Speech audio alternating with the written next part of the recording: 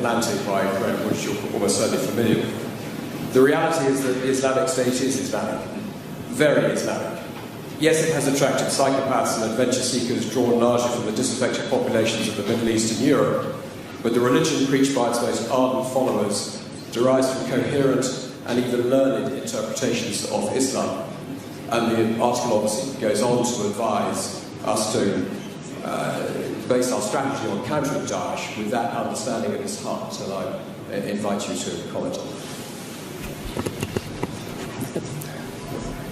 Every religion has perverts and psychopaths who try to hijack it.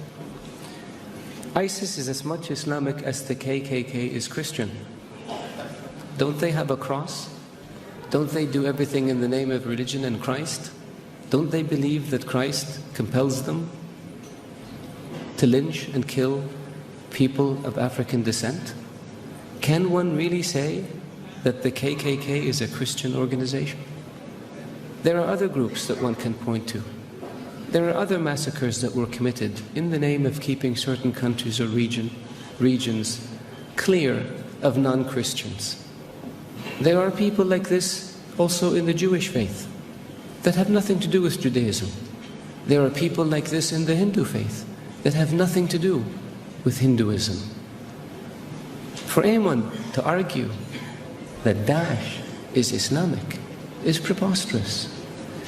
In the Islamic faith, the Quran reveals that you have your faith and I have my faith. And you're free to practice your faith and I'm free to practice mine. What greater sign of tolerance and acceptance do you have than this?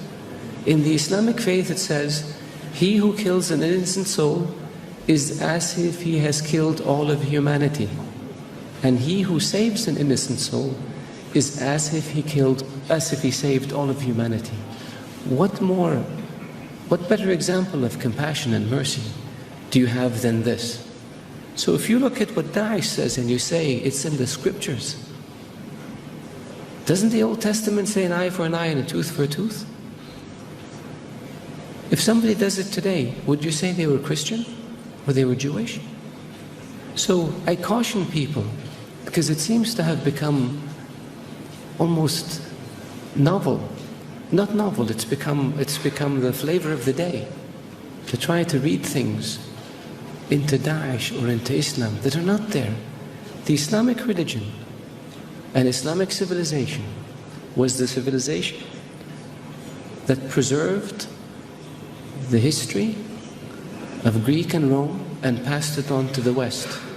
Western civilization would not exist without the Islamic Arab civilization. The Islamic civilization and the Islamic Arab civilization was the civilization that connected China with Europe. So it was global. The point I made early on about being an intermediate civilization, this is what I mean. So if Islam was intolerant and Daesh represented Islam, would Islam have preserved Aristotle and Socrates and passed it on to the West?